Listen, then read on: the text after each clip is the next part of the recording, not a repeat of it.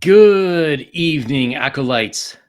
Today, we bring together the Nerd Council of Doom for its June 2025 meeting, the Summer Blast. Gentlemen, how have your plans for world domination been going? It's all brilliant. It's all brilliant. The Canadian Parliament is utterly frozen. We are planning an invasion of Western New York. I shouldn't have said that. I should not have said that. Never You're mind. welcome to it. I've suffered a minor setback in the cybernetics department. Our fembot production was going at breakneck pace until during a software test, 372 of them ordered me to get off my lazy ass, cut the lawn, and clean up around this place. Why don't I? I'm exhausted, so I'll be I'll be working on correcting that. Well, Hello, Kennick. Hello, Ultra American. I have had more luck. I have a new plan for world domination. It's by using necromancy. And I will be raising previously dead IP from the dead. In order to do this, I plan on instigating 15 more Star Wars movies to come out next year in sequence.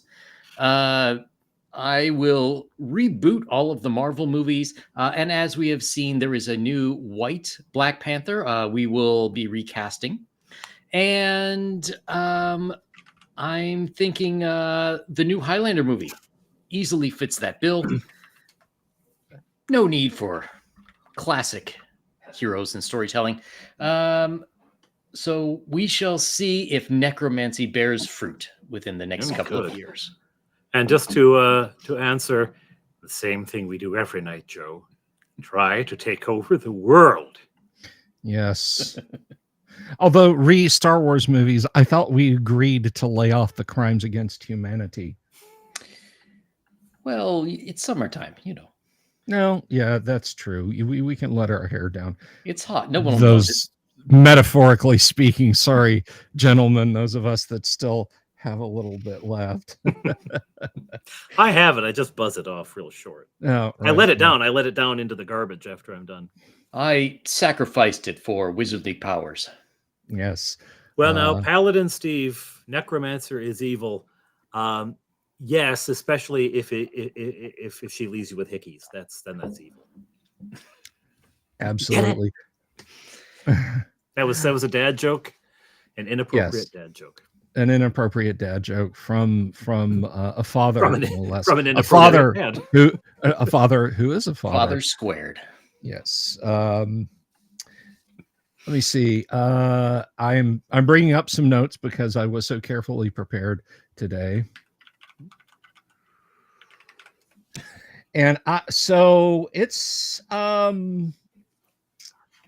it's a dog day summertime right now. But summer, of course, means movies, gentlemen. And I know we didn't discuss this beforehand, but I do have a page pulled up. Have you guys heard about the Highlander reboot that is bearing down on us now? There can be only one. There's only one. There should have been only one. I have it on good authority. Yeah, should have been only one. I just put a share window over there, Yang. If we want to dive into that. So yeah, Henry Cavill taking the role of Connor MacLeod of the Clan MacLeod, and now Cavill takes on passion projects. I mean, he tries to do stuff right. Like when he went to Amazon with a 40K idea, which is, by the way, there's a very hilarious story behind that, but we can save that for another time. But you know, when Amazon started bouncing back, like, okay, who's going to be your Space Marine counterpart woman? And he was like, there are no women space marines. We're not doing that. And Amazon was like, yeah, but yeah, we can play with a little. But he's like, there are no women space marines. We're not doing that. So yeah, there was a whole lot of back and forth. Which, by the way, unless anybody think I'm a knuckle dragging chud, the Sisters of Battle in Warhammer 40K are as capable as the Warhammer Space Marines, and whereas 2/3 of the Space Marine legions, 2/3 of the Space Marine legions went over to Chaos during the Horus Heresy, there has to date, per the lore, ever been one single Sister of Battle, not chapter, not squad, not platoon, one woman of the Sisters of Battle who went over to Chaos. Compare that to tens of thousands of supposedly loyal Space Marines. I know what I prefer: female Space Marines versus the Sisters of Battle, but I'm getting a little far afield. So Cavill is coming at this Highlander reboot, and apparently they have now cast Russell Crowe in the role of Ramirez. So that's going to be interesting. This is all brand new stuff, brand new news that's coming out. There's what I like about this is that now, instead of Ramirez being a Spaniard with a Scottish accent, it's going to be Ramirez with an Aussie accent. Yeah. Hello, lose your head and that's it. It's game over. It's game over. Can anyone just cast a Spaniard? Yeah. Cast a Spaniard for everything. I'm sure they got a Spaniard or two kicking around. Yeah, Cavill's like, I'm Connor McLeod of the Clan McLeod. Is your name not Bruce then? That'll cause a bit of confusion. What happened to Antonio Banderas? Yeah, well, I mean, good. He's got to have time on his hands. Yeah. They can't be still making Spy Kids movies. Still, I mean, when you look at the insane zigzag that Sean Connery's character goes through, Spaniard, Scottish accent, Japanese sword maker, Egyptian. Didn't he like all the way back at the beginning he was Egyptian? Didn't they establish that? Yeah. So Egyptian, Spanish, Japanese, Scottish. As far as I'm concerned, Russell Crowe stepping into those boots, it's just like, sure, why not? If you're gonna reboot it, it's certainly no weirder. And I mean, as far as I'm concerned, my headcanon is there was precisely one Highlander movie. There was no 2, there was no 3, there was no Endgame, and there certainly wasn't that. The TV show is, if you haven't seen it, it is the most 90s TV fantasy show ever. Well, you could not make something more 90s. Not even Hercules. Not even Xena. No, not even Princess? Hercules. Wow. It is. It is. I have to disagree. Go ahead. Because there was a crossover where Amanda from the Highlander became a detective with some cop who wore a trench coat and sunglasses everywhere. That was like, you concentrated the 90s in the Highlander, and you had that show. I think it was called Raven something or another.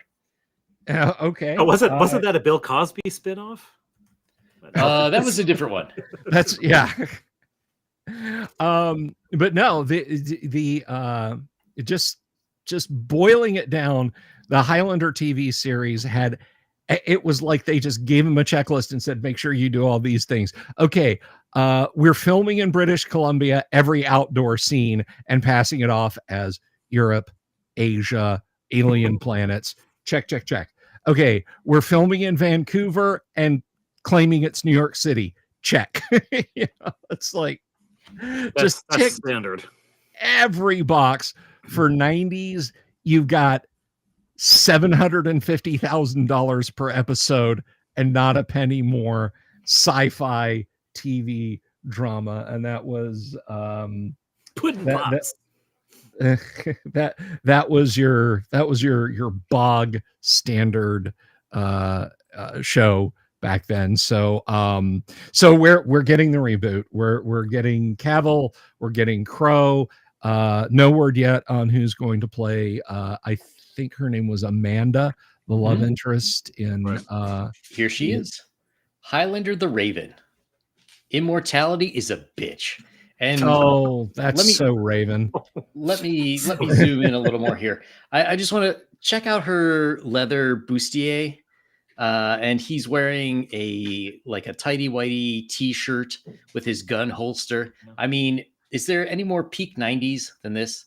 He could have a barbed wire tattoo or a frog on his neck. That's true. Yeah. A tribal bicep tattoo, or again a frog on his neck. I can't tell from that shot. I'll have to zoom in. Does he have a pierced earlobe? I can't tell. I don't know if that's an artifact or if that's a piercing, but that could be more 90s. But other than that, I mean, and that's just set dressing. That's pretty 90s as well. I'll give you that. That is pretty 90s. Michael, I have no idea. Wherever you want to go, I shared the link from the Nerd Council of Doom channel earlier, and then as I was logging in, I discovered I could now do what I hadn't been able to do before, which was simulcast to my channel. So I did. It's wherever it's all the same. We all get the same metrics here. So we're shared, and if are we doing the 3 view? Are we doing the side by side, Payton? What are we doing, Captain? Well, in order to get the chat on the screen. Okay, I'll turn the arcade on then. Yeah, there you go. Okay. You can, we can see them. Well, you've got the widest shot because you've got the most interesting background behind you. Yeah, for sure. It is what it is. I mean, I've got my bookshelf and occasionally one of my kids or my dogs, so I try to keep them off screen. My dog, singular dog. Now, the other question I have with Highlander is, how are they ever going to be Clancy Brown's version of the Kurgan?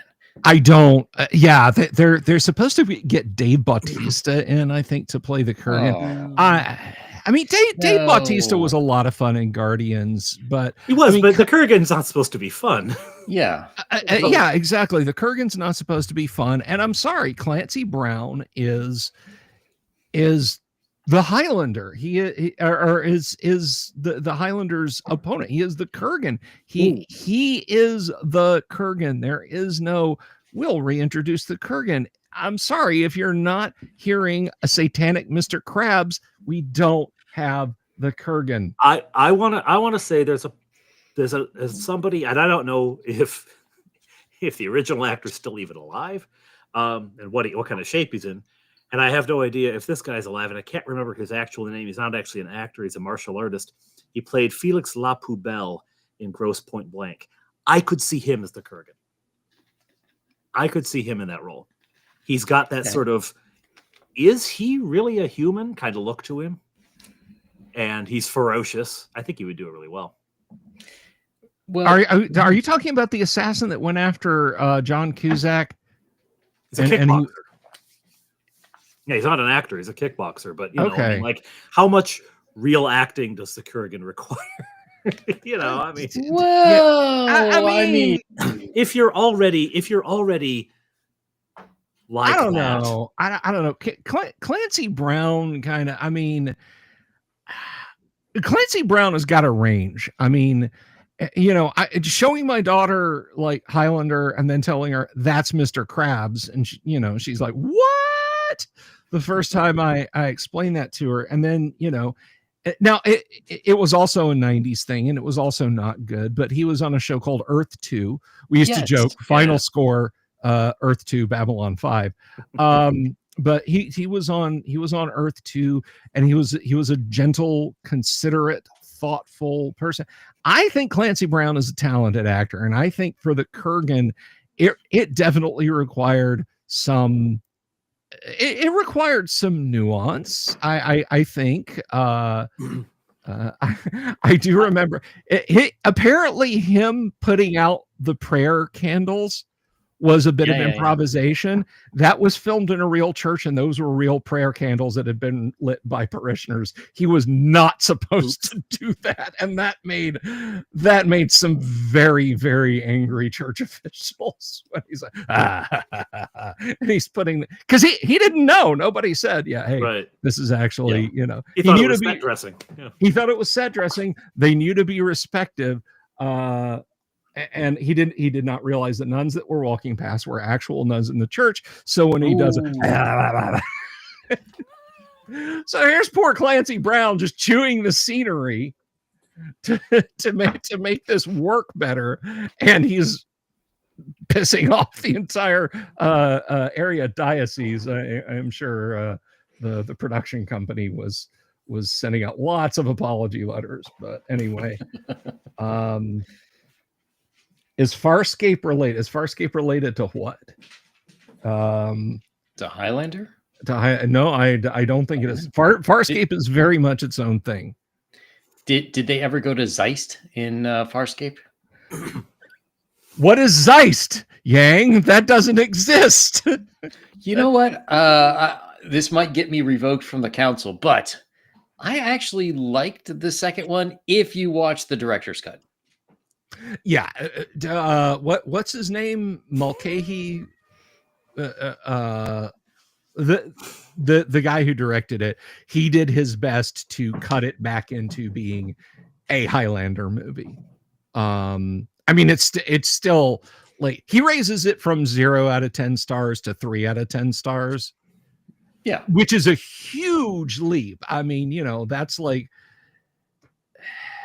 It is what it is, but I will give him props for attempting to salvage something out of the wreckage. I kind of view it like Flight of the Phoenix. It was a plane wreck. It was a complete and total plane wreck.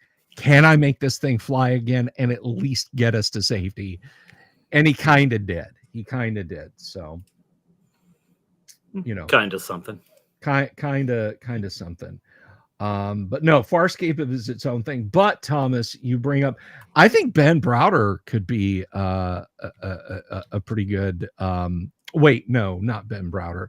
The guy who played Dargo, and I'm forgetting the actor's name. I think he could probably pull off a good Kurgan. But okay, my only problem with the suggestion of the guy from Grosse Pointe Blank and the guy from Farscape, weren't those made in the 90s? Like, it's 30 years later. Are they? Yeah, they're what like I'm thinking. Middle-aged Kurgan is just not as fun as.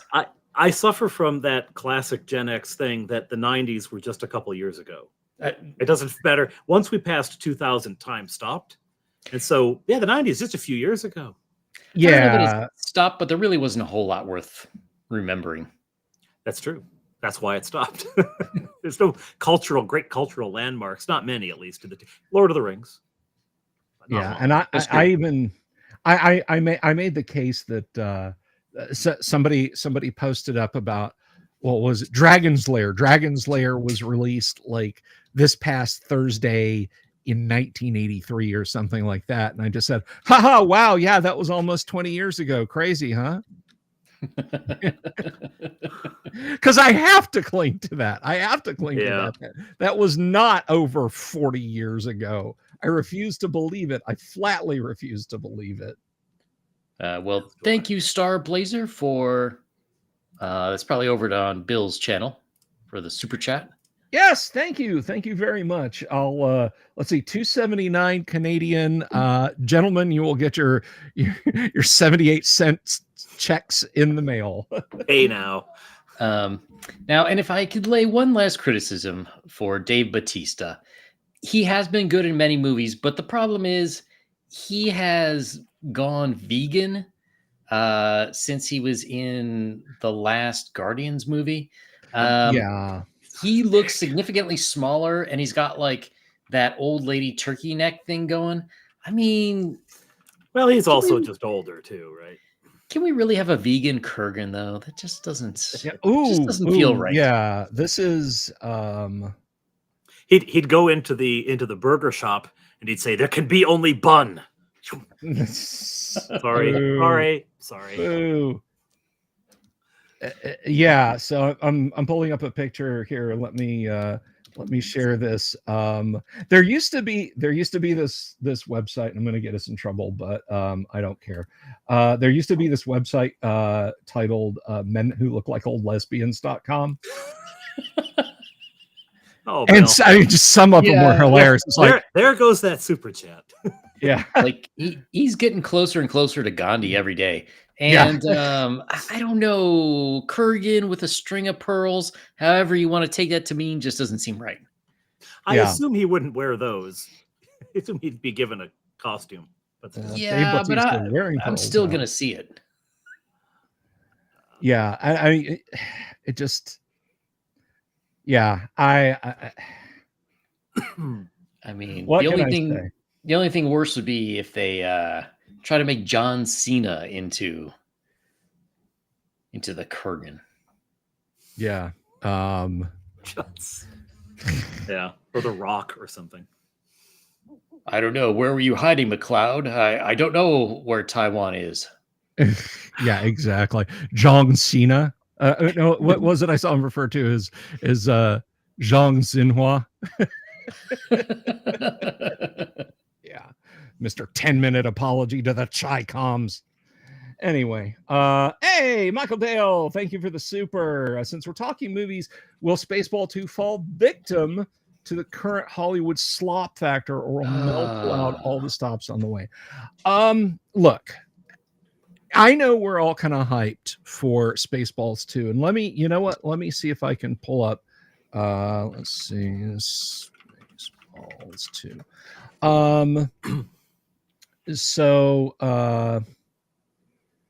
And again, I apologize. This is from Screen Rant. I know we're not super fans of Screen Rant, but they do somewhat good reportage. So in case you are unaware, Spaceballs 2 has been announced, and yes, they are getting Rick Moranis back. Now, they have to. When we talk about when we talk about the great movies of a certain age, when we talk about the great films of Mel Brooks, we think about History of the World, Blazing Saddles, Young Frankenstein, The Producers. I mean, he had a run in the early 70s that are some of the funniest things ever put to film. But then, you know, he had some stuff that wasn't so good. So, yeah. I mean, I thought Spaceballs was a damn good spoof of the sci-fi genre. Young Frankenstein was sheer genius. Young Frankenstein is probably one of the greatest films ever made. Peak Brooks. And Blazing Saddles. Yeah, I can't say enough good about Blazing Saddles. Like, Alien comes down to Earth and says, "Show me human comedy." I'll be like, these two movies. Sit, I will explain. Right. But I don't. Is this gonna be peak Brooks? Are we gonna get another Blazing Saddles? Are we gonna get another Young Frankenstein level comedy? And the thing about it is, if you know a little bit about the production of, and this is one of my favorite stories about this movie, Young Frankenstein, after they had shot the movie, they had a little over 2 hours of film. And I remember watching an interview with Gene Wilder, and Gene Wilder sat down, said they were all sitting down. There was Mel Brooks, there was Wilder, there's everybody who had a hand in this movie. And he said that the person who was going to edit the movie had screened it and said, "What you have here is 2 hours of awful film. If you will give me a couple of weeks, I can give you an hour and 10 minutes of passable film. If you give me 4 weeks, I can give you I can give you 100 minutes of great film." And that is the case of a movie that was saved in the edit. Now, as we know, there are many things that you look at and you're like, man, that really could have used an editor, whether it's book or film. I mean, God rest his soul, Tom Clancy really needed an editor for his last few Jack Ryan books. I mean, 1,500 small type pages in a paperback. That's bloated. I'm sorry. Yes. We can cut the Japanese ambassador subplot out there. You know, there's 200 pages. We can just slice out, Tom. And nobody's going to be the wiser. You can tighten this up. So the question is, how will it come out on the other side of an edit? Or will Mel just go, no, it's all funny, leave it in, it's good stuff, and the jokes are falling flat? I mean, that's going to be the big the big make or break. I found like Men in Tights was, it's on its way down. He can really get stuck on. It's almost like as if he was making it for stage. Right, that the timing is more vaudeville stage than movie. It just doesn't. And the other thing, though, and I was thinking about this as we were talking there, the two greats of Mel Brooks' work, Blazing Saddles and Young Frankenstein. They had a common theme, and that was Gene Wilder, right? And he wasn't in Spaceballs. And Spaceballs was very funny, but it wasn't anywhere near those two, No, you can kind of see the drop off, and so it's almost as if Brooks is an artist who works in the medium of Gene Wilder, and when he tries to do other mediums, it just doesn't quite. He tries to work with Cary Elwes, and it just doesn't quite go as well. I think that's absolutely correct. I mean, one of the biggest fears I had as a kid, other than nuclear war and failing grades, was Harrison Ford not coming back as Han Solo. I mean, we didn't have the internet, and when you're 8 years old living in Gadsden, Alabama, you're not reading Variety, right? It's just not getting delivered to the house. So, will Han Solo come back? Won't Han Solo come back? And then he got frozen in carbonite, and everybody is like, they're just going to kill him off between the movies. And, I was on pins and needles because I was like, that is Han Solo. If you take Han Solo out, how does a Star Wars movie work without Harrison Ford? And as Disney showed us, not too fucking well. It doesn't. It doesn't at all. But I didn't think that, or rather, I'm sorry, I don't know that we get a good Mel Brooks comedy without Gene Wilder. I mean, again, producers, Young Frankenstein, the other one, Blazing Saddles. I do think there's potentially one other problem that haven't considered, which is if you look at a lot of those movies, the producers and also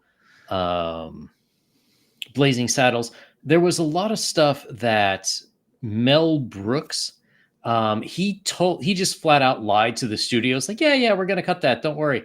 And then he left it in. The question is,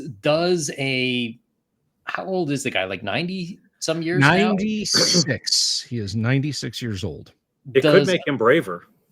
It could go the opposite way, but does a 96-year-old Mel Brooks have the energy to lie to studios like that?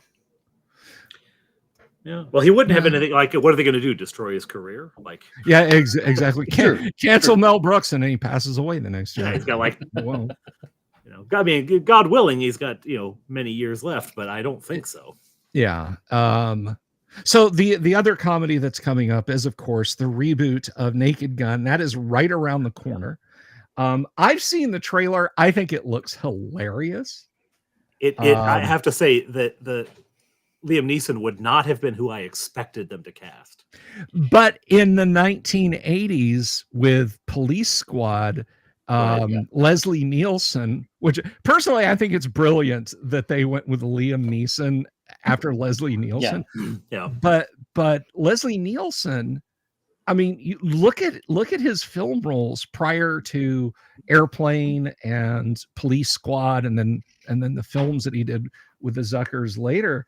Um, he was he was a serious actor. I mean, like he played like he played the heavy in a lot of movies, like Yeah. not a nice person in a lot of the movies he did. So I absolutely adore the fact that they've gotten Liam Neeson in this after 2+ decades of I have a certain set of skills. I don't know who you are. If you free my daughter, all this will be forgotten. You know, I would love it if they spoofed that. Oh, you know they're gonna spoof What I do that. have is a very particular set of skills. You know they're gonna spoof that. I could cook a mean tortellini. Yeah, they would be fools to not spoof that. No. And in my Seth Rogen, I get it. Seth Rogen is as tedious can come. I think only Jack Black is more tedious when it comes to comedy people in Hollywood. If you guys couldn't see my massive sartalics there, but I from what I've seen in the trailer, everything is on point. I can absolutely see Leslie Nielsen doing these gags and them landing both feet dead center every time. This is and the way that they're doing it. This is Frank Drebin's son, and he's equally incompetent. This is not a spoiler. This is in the trailer. I haven't had a sneak preview of the film or anything other than what you guys have seen. But there's a bit where he's kneeling at a shrine to his dad in the LAPD offices, and he's like, "I hope you're proud of me, Father." There is like a wall, like a half a block long, and there's all these other people kneeling in front of their dead fathers. Yeah, and then they get to the one where there's a young black police officer and he's kneeling down, and there's a picture of O.J. Simpson, and he starts to speak and he goes, "Nah."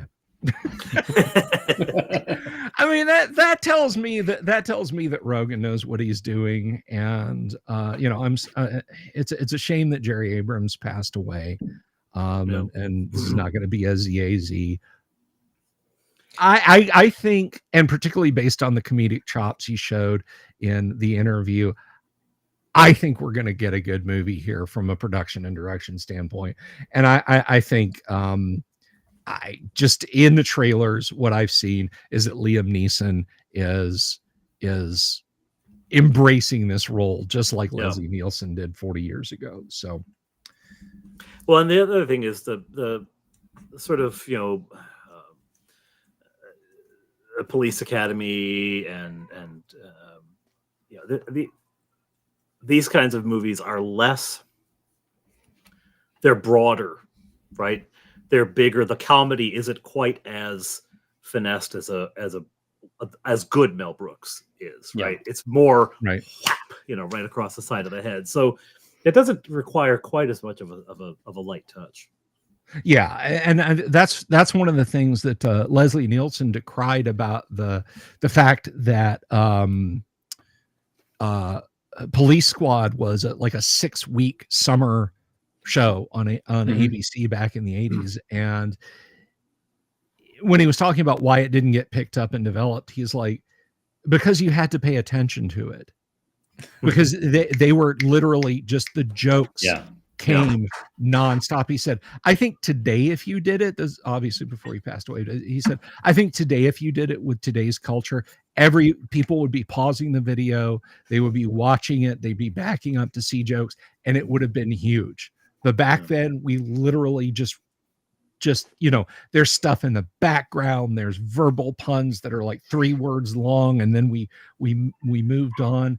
And I think he's right. So I think the Naked Gun movie, I like the way it looks, and I'm rooting for this one. I think it could be great. And Michael Connor points out Liam Neeson played in the Lego movie. He played the good cop and the Yeah. bad cop in the Lego movie. I think he understands how deadpan parody humor Oh. works. I think judging by the Yeah. trailer, yeah, I think he absolutely does. I'm just concerned with modern humor.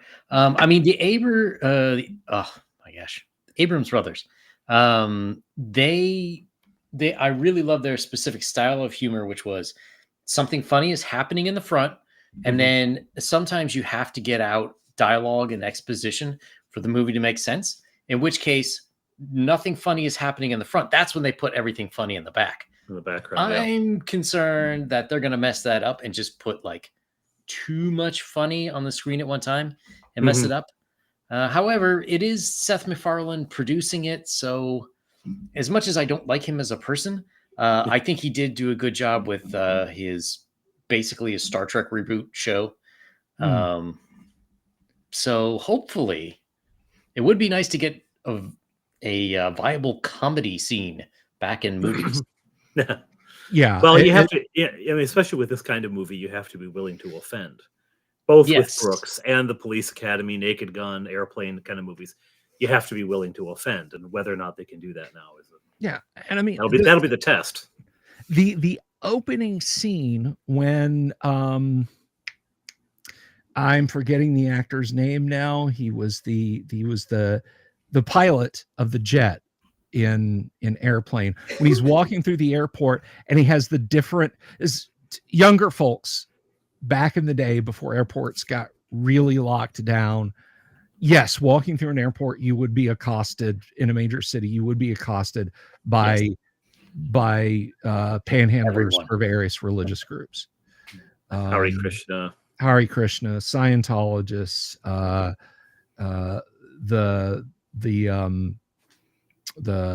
Sun Young Moon.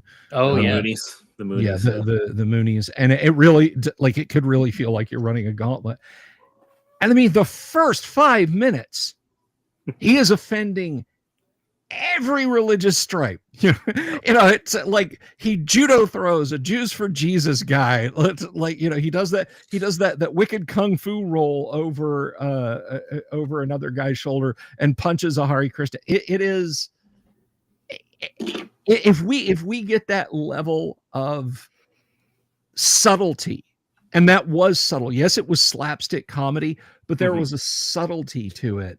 Then I think I think we'll have a good Naked Gun movie. And by the way, I said Seth Rogen earlier. Seth MacFarlane. I apologize for that. That was well, apparently he is involved with the movie, but I'm not sure as what.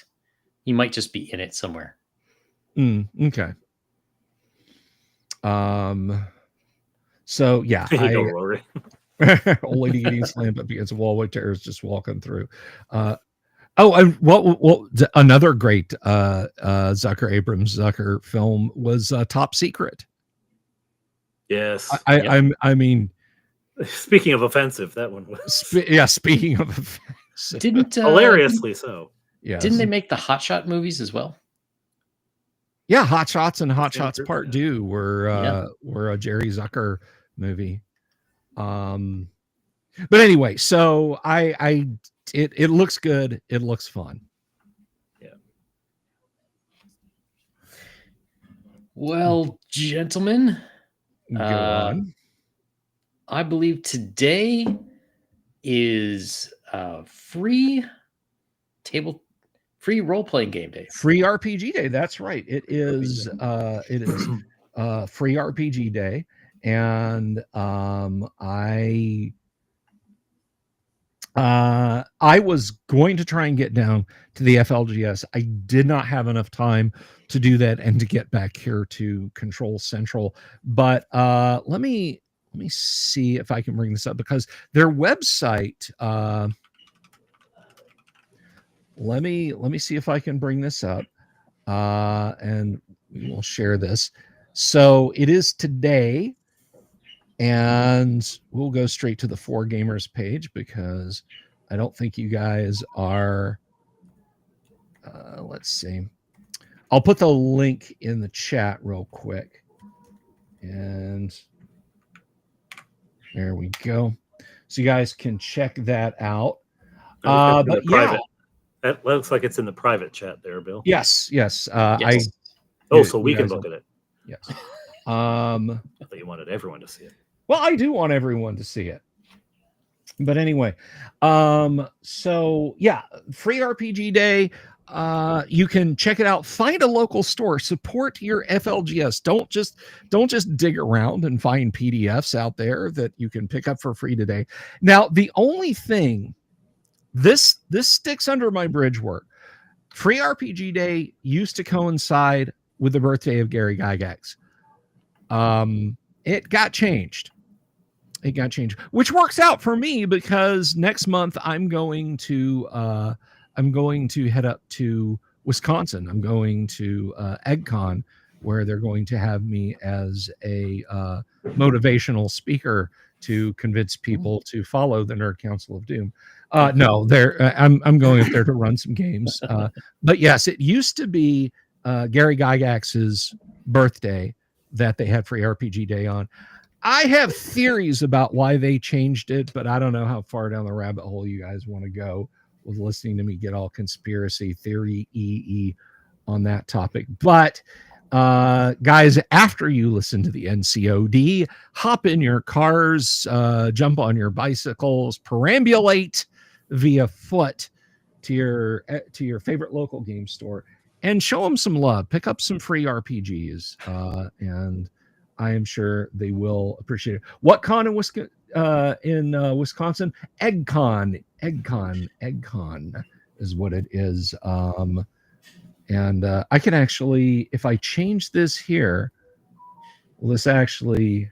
Yes, it looks like it will. Let's see. The Egg of Coot. Yes. EggCon.fun. That is at EggCon 2. That is July 24th, 25th, 26th, and 27th. 4 days of goodness. And I'll be kicking around for at least some of those. But don't want to get too far off track. Yeah, support your favorite local gaming store. Pick up some free RPGs, which I don't know if that counts as support. Hey, yeah, glad to know you guys are here. I didn't know you were here. Give me some free stuff. Give me stuff. Yeah, give me some free stuff. So, home of cold and cheese and Dungeons and Dragons. That's right. Birthplace of Dungeons and Dragons. So I'm keen to see what's available. I will try and get out to my FLGS today. They're 45 minutes in one direction from me. And because you're in Florida, that's like 3 blocks, you know. Yeah, no, it is. There is a famous picture. We have a road that runs across the middle of the state. Yang, you've been here a few times. Padre, I don't know if you have, but I've never been down to Florida. No. The belt that kind of runs across the pants that is Florida is called I-4, Interstate 4, and there's a point at which you are within the city limits of Orlando. I don't live in Orlando. I live on the northeast side of Orlando. But if I'm going on I-4, I will go through Orlando if I'm headed west. Because it runs south through Orlando. I'll let you guys figure that out later if you ever come here. But there is a famous picture of one of the infinite traffic jams on I-4. And at the point at which you cross into the city limits of Orlando, there is a sky bridge. And there's beautiful brass letters. They keep them polished, nice and golden. And it says Orlando, spells out the name of the city. And someone took a picture right there and put a caption on it that says, Orlando, even when you're here, you're still an hour away from Orlando because the city center is way off in the background from that point. The city limits is that far out. And it's true. It's true. If you come to Orlando, you are still going to be an hour away from Orlando, whatever route you take. But yeah, I will try and get down to my FLGS this afternoon / evening and see what's going on. I love Todd and Anna down there. So I hope I get a chance to see him. But Yang, for those who maybe don't have an FLGS, what does the council have Such as TXG, who does not have an FLGS there. Such as TXG. TXG, I don't do a stream regularly. I am streaming over on my YouTube and my Twitter, the Nerd Council of Doom, to spread the good word out to even more people. But at any rate, Yang, for our friends who do not have an FLGS near them, do we have some goodies for them on Free RPG Day? We do. We have 2 giveaways for our faithful acolytes as our way of saying thanks for your continued service and putting 1 like or subscription into the basket. That's right. Throw us a like, throw us a subscribe. We appreciate it, and we will be giving away some goodies today. Do we want to tell now, or do we want to a little closer to the drawing, gentlemen? What do you think? I'm okay for either. We could whet the appetite now. Okay, I'm okay with that. So, I am throwing in the basket a helpful little application that I have ginned up in the programming language Python. Although you don't need to know anything about coding, all you need is a Windows computer and an unnatural love for first edition advanced D&D by the book rules. It is a copy of Crom. That's right, the character record organization manager software written by yours truly to create and manage all your first edition characters. It is 100% feature complete and entirely rules adhering. Level a character up, drain levels, age them, buy equipment for them, add treasure, remove treasure, dual class, multi-class, create a bard, check for psionics. It's got everything you could want, and you can output your character in both HTML and text. It is a lightweight text program that is, well, I just think it's the best out there for 1E, and it is available on Windows machines. So if you're interested in winning a free copy of Crom today, we're giving one away.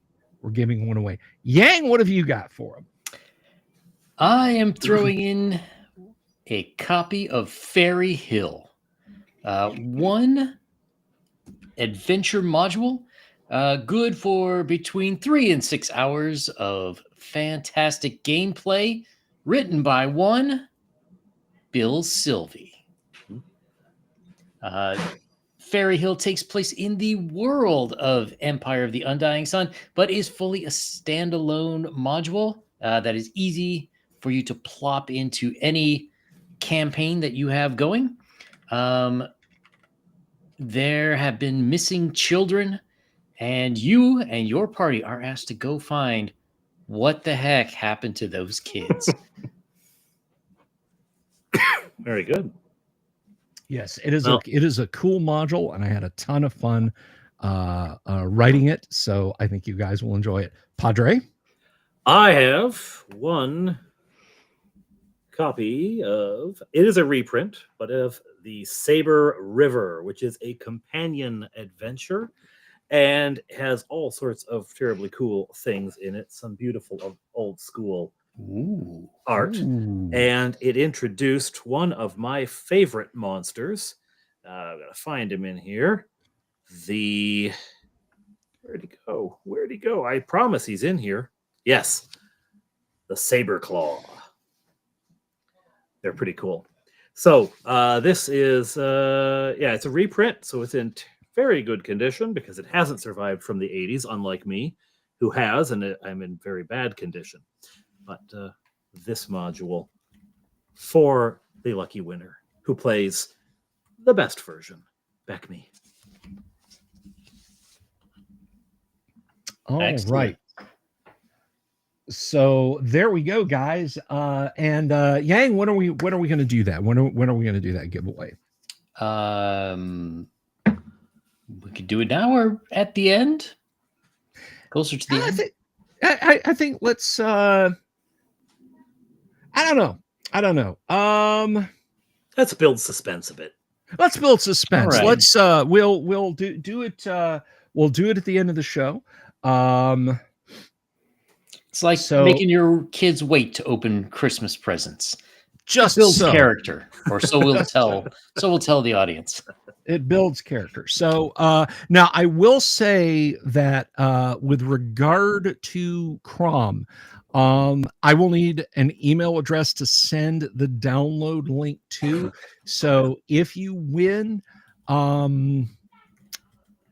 gosh, I guess for whoever wins, drop me an email, and I will provide this at the end of the show. So you're not going to have to panic and try and remember.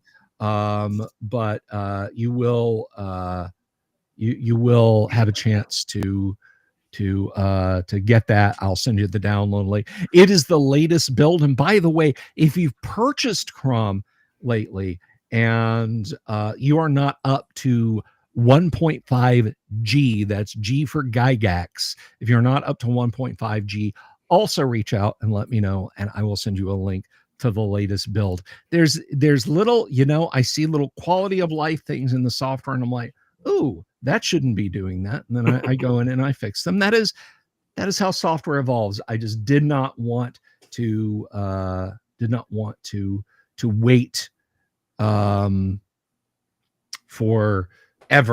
I didn't want to I didn't want to end up letting perfect be the enemy of good enough. It didn't cause your computer to explode. It didn't send all your money to a suspicious offshore crypto account. So as far as I was concerned, it was good to go. And obviously, I will need an actual address so I can come and stalk you. I mean, so that I can mail this to you. A dungeon minister would never show up in his stealth cassock. I'll be at the door with this in one hand and the Bible in the other, saying, "Have you considered?" Do you have time to talk about our Lord and Savior, Dungeons and Dragons? But anyway, Joe's stepping out of the running. He has Crom and Saber River. Well, Joe, thank you very much for purchasing Crom, and Saber River is an interesting module, I'm sure. And he's won drawings. I think Joe has won, he won one of the Christmas drawings, and then he won one of the drawings I did at Guac, which of course the great underground online gaming engine. So Joe's basically blessed. He has a Luckstone or something in his back pocket. So Joe's gonna sit out, and I completely understand that. But you don't have to, guys. You don't have to. You can keep raking in the prizes, and that's just fine. But that will be more towards the end of the show that we do our free RPG Day drawings. And but back on with the stuff. Speaking of RPGs, I got to find. Let me see. Got to find my link here because I thought this was pretty. Let's see. It's Highlander. I may have lost it. I may have inadvertently closed this out. Let's see. So, any of you guys play the Tomb Raider games on the PlayStation? I played the original. Did any of you ask around your friends at school about the supposed new Lara Croft codes that you could get? Because the doorstop breasts that just come to a single triangular point in front of her. I remember playing.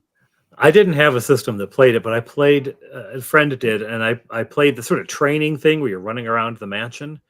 Mm-hmm. And I think I died in the training. It was possible. Bad I was in video games.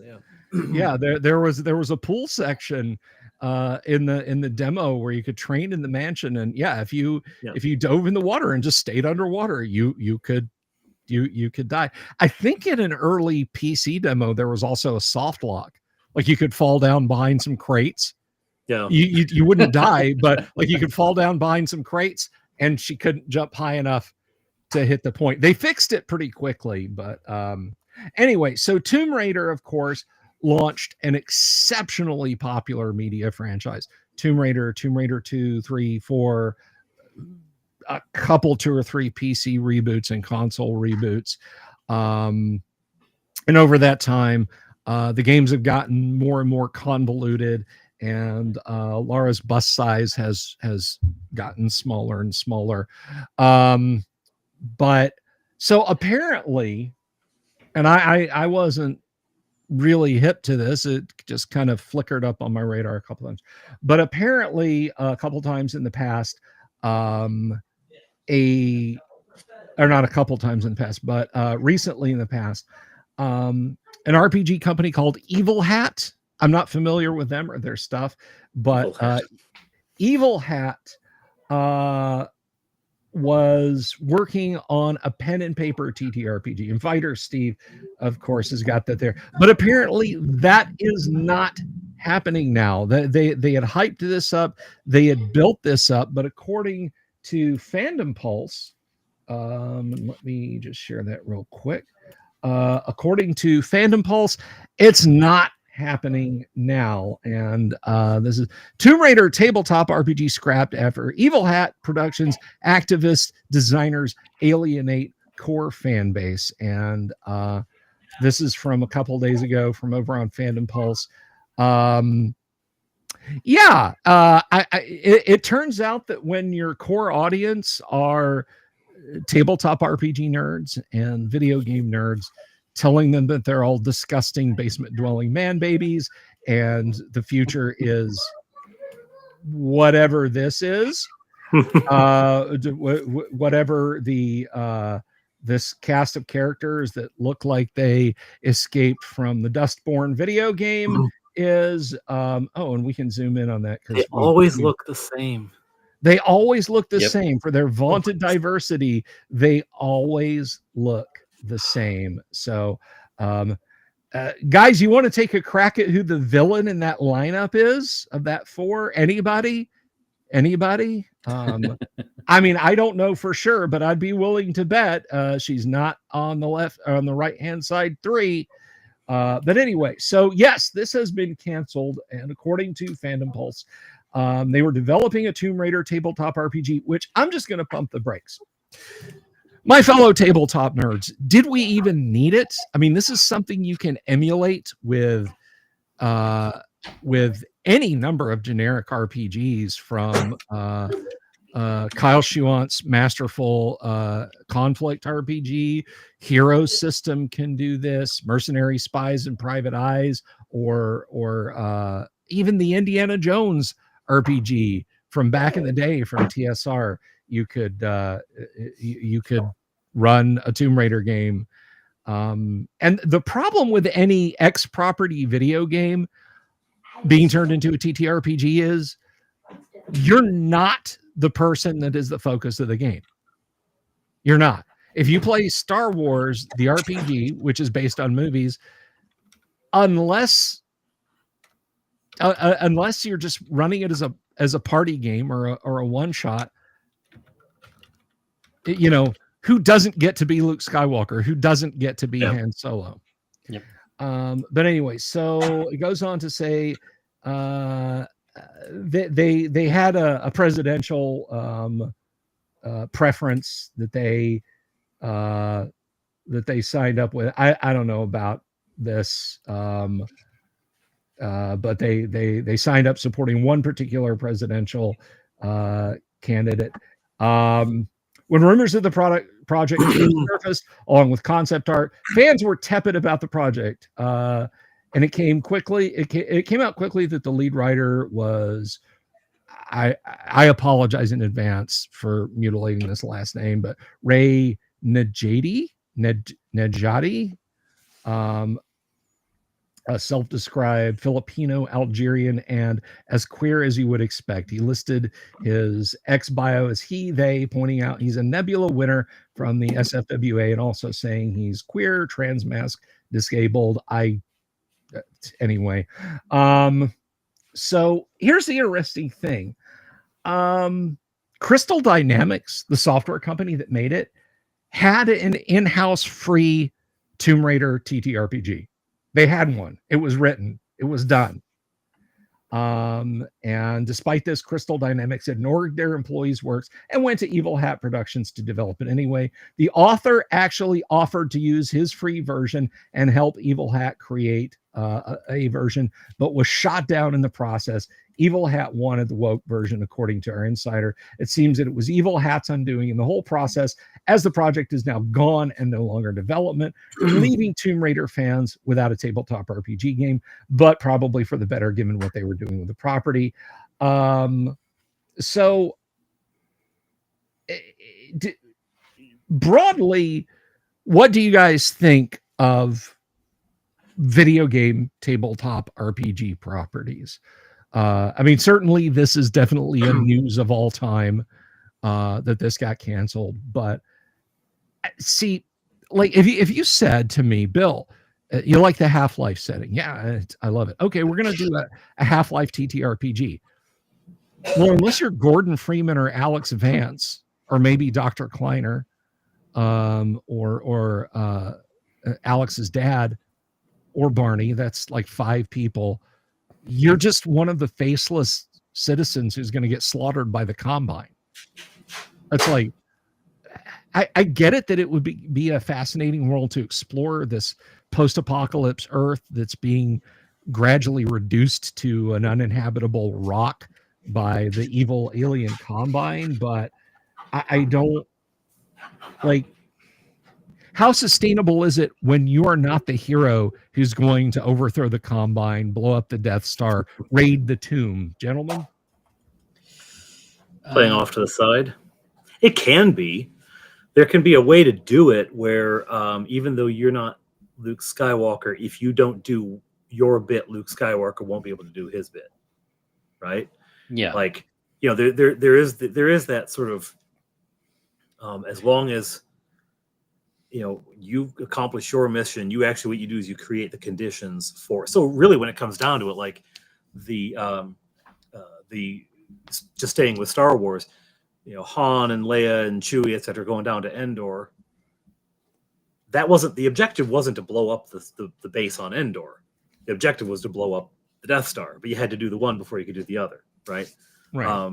So I could see that would be, and actually in that one, Luke Skywalker is sort of on side quest, because you think about it, other than rescuing the guy that we've hated for 2.5 movies, except for saving him, he accomplishes the Emperor. I don't care what the new Star Wars say. The Emperor dies. You know, he would have died regardless. He didn't have to be thrown down the nuclear shaft. He could have just died when the whole thing blew up, kind of thing.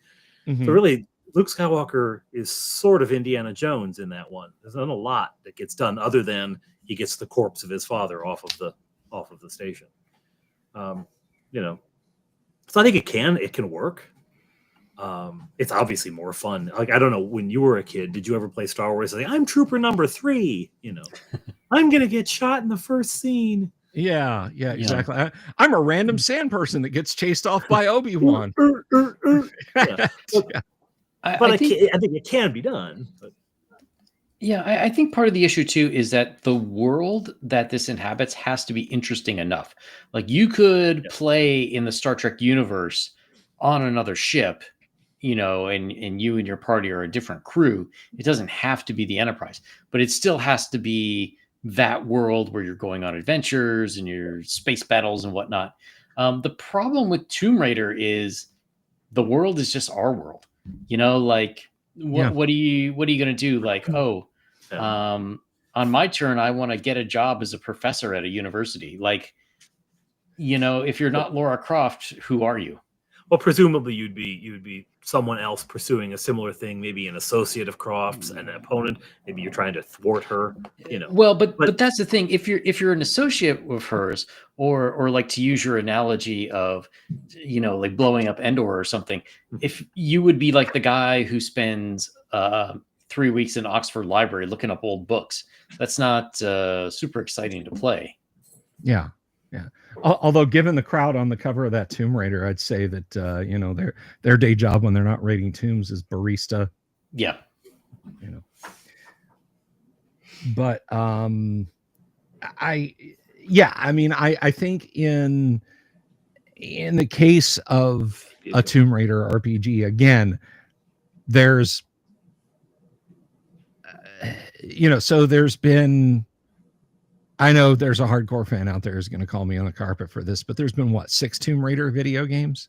I mean, mainline. I'm not talking about mobile crap for flip phones from the 1990s, or, you know, side scrollers that your grandma bought you for your Game Boy. I mean, main 3D games. But so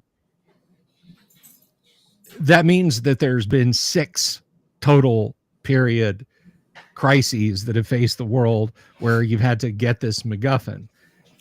Yeah, well, there's always a certain. I mean, like the same thing goes for murder mystery series. I mean, how many times does Agatha Christie happen to be staying at a hotel where someone gets killed? I mean, not Agatha Christie. What's her character's name? Angela Murder She Writes. Angela Lansbury. How often could she possibly be on holiday in a place where people like just stay away from that woman? Really. Cabot Cove has a higher murder rate than like Chicago. Exactly. Like, it'd literally be safer living on the south side of Chicago than you would be in Cabot Cove. You are going to die if you live in Cabot Cove. It's just not a good move. Slightly off track, but I read a fascinating internet thesis a few years ago about how Angela Lansbury's character was actually a serial killer. And this was all like the whole series was her cover for how she could kill so many people. That's brilliant. I really like the Brother Cadfael mysteries. You know, they're great little books. But how many murders does one monk end up witnessing? I know the Middle Ages were more violent, generally speaking, but how many murders does one monk see in a lifetime? You know, it's always the thing. Maybe he's the serial killer too. You never know. Was it? I apologize for this. I know them by name. Padre, were the Brother Cadfael? Was that Ian Holm? No, Derek Jacobi. Oh, thank you. Yes, I knew. I was close to the bullseye. You were in the right. You had the right nationality. You had the right generation. You were. So, but yeah, the little tiny bit of the Brother Cadfael, that's good stuff. But again, it's like if somebody said, "Oh, what do you do?" Well, I'm a detective. Bye. I mean, statistically speaking, you've got a lesser chance of rolling a nat 20 than you do of getting whacked if you're hanging around a detective. And again, Cabot Cove more dangerous than South Chicago. Well, they things like superhero genre sort of builds in a self-perpetuation, because the idea being that once the superhero rises up to defeat the bad guy, other people see the superhero and they want to knock him down, right? They want to knock her down. So they rise up to try to, and it attracts evil, this presence of good. So that's sort of Superman on trial thing, right? He's actually the problem in addition to being the solution kind of idea. But yeah, with a Tomb Raider, how many buried artifacts are going to cause havoc in the world, unless the past was a much more violent and mystical time than we know, which I suppose is the premise. Yeah. I just feel like there's just a juncture at which it's like, again, if you're not playing as Lara Croft, if you're not playing as Indiana Jones, what are you doing out there? What is my character? It's like, oh, well, you're having adventures too. You're finding all this cool stuff. Yeah, but she's over there. She's finding the mystic golden platter that's got the formula that's going to stop the comet from hitting the Earth. What did we get? Indian arrowheads. Yeah, exactly. You know, so well, digging in this dirt mound in Arkansas, you find some pottery shards, I guess. Well, You know? well, as Fate Master Cesium there points out, and by the way, if you don't know his channel, check it out. He's awesome. You don't, like in the 84 TSR Indiana Jones, you didn't play Indiana Jones. You didn't even play one of the side characters. You played someone totally different, and you generated stories on your own, right? So it wasn't even so much that Indiana Jones was over there somewhere. It's just you're in that world. You're going to play that style, you know. I mean, the same could be said of Dungeons and Dragons, though. How many world-ending events does a campaign involve? And then, you know, 3 doors down, someone else is playing too, and they're playing world-ending events as well. So, you know, it's just, yeah, but they're playing in their own campaign setting, and D&D doesn't. D&D is a priori for the players. That, unless you're doing Forgotten Realms or Dragonlance, there is no other people are doing more important things over here. What you're doing is important too. You know, and I just feel like when, even if it's a property I love, again, I think Half-Life is probably the greatest video game ever, in my opinion. Half-Life, Blue Shift, Decay, and Opposing Force, and then Half-Life 2 and the episodes, and yes, even Portal 1 and Portal 2. I think that is it's a magnificent universe, but I think not being Gordon Freeman in that world would be pointless. You could just say, okay, this is set in XYZ apocalypse, or otherwise you say this is the Indiana Jones setting, but Indiana Jones doesn't exist. He went on to become a college professor, or there was no Henry Jones or Henry Jones Jr. or what have you. And at that point, do I need your rule system? I don't. I can do it with Hero System. I can do it with any number of other RPGs. You've been invited to play in the Miami Vice RPG. Your suit jacket, our sleeves there. I'll get my linen jacket and my my collarless turquoise pastel t-shirt, pastels. Yeah. Don't forget the skinny tie. That would the be skinny tie. Yeah, and some Glenn Fry blasting on the radio along with some Phil Collins. Sounds great. Anyway, that just, they tried to make an RPG. Everybody thought it would suck going forward, and then it just got canceled.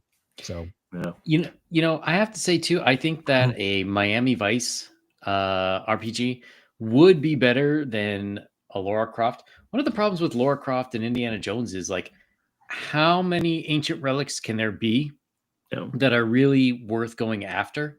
You know, if everyone's finding the ancient lost tomb of the emperor, whatever, like, how many ancient emperors are there that we didn't know about? You know, or like, how many are going to end up like Geraldo Rivera's the vault? Yeah, you know, vault. Well, that's true. I mean, Miami Vice, you presume there is the rest of the police force. You know? Yeah, so they're not the only 2 cops in all of Miami. There's the rest of the police force. There's various Colombian drug gangs, different ways to get no sugar in and out of Miami. You could switch it up with Venezuelans. You could switch, you know, it's well, and then you could modernize it. Now it's fentanyl. Yep. You know, yeah, we've moved on from the cocaine. That's all that. Yeah. One of the best conceits I think that they ever addressed in Miami Vice, they only do it once or twice, but I always thought it was really, really cool, is there's a few, this is hinted at here and there, is, of course, when we watch Miami Vice, what do we see? We see the black Ferrari Spider that gets blown up in season 3 or 4, and then he gets the white Testarossa, you know, and he wears the expensive clothes and everything. And there, at one point in the show, I mean, I know it happens more than once, but I'm thinking of a specific case where Eddie Olmos, who's Mhm. absolutely magnificent actor, dresses down Don Johnson, and he reminds him, he said, "You don't even own the clothes you're wearing. Those are police property." And it's 100% right. He has a tiny sailboat. That is like, he doesn't own a house. He doesn't Yeah. own a car. The car is seized property.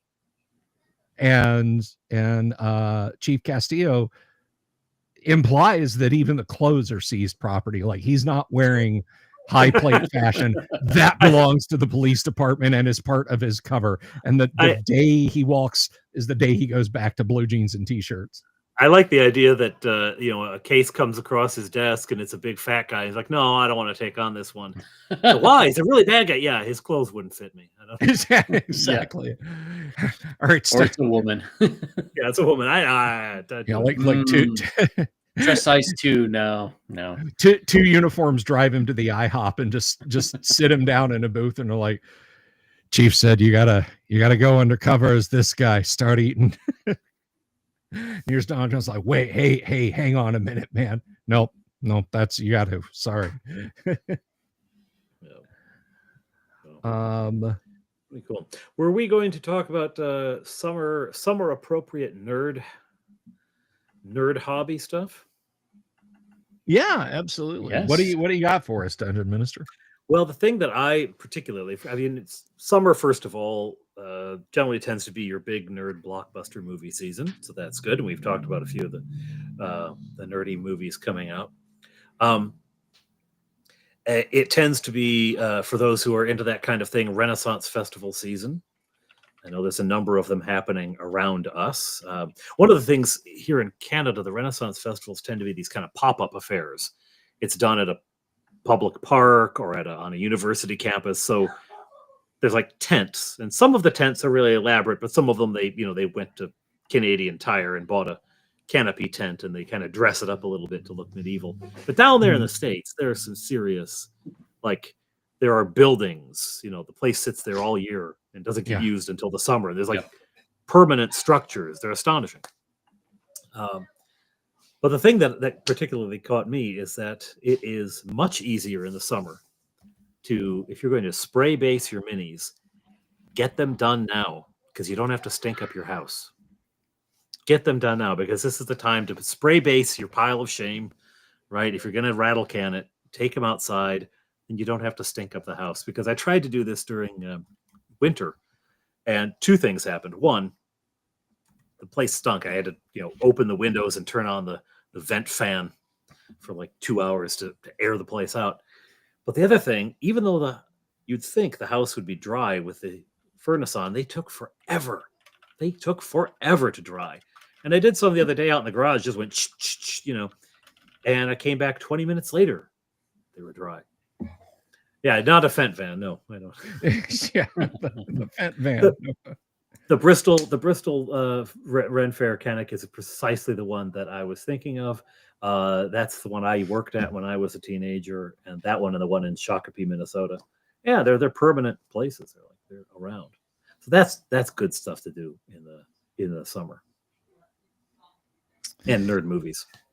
Yes, and nerd movies. One thing I want to point out, you're very fortunate about this, Padre. And Yang, I don't know. Have we talked about your miniatures or lack thereof use at your table? Do you or don't you? Or well, it was interesting. Every time I see Henry Cavill talk about Warhammer 40K, I always think, yes, it's very easy to have an army when you have a Man of Steel income. Yeah. I do not.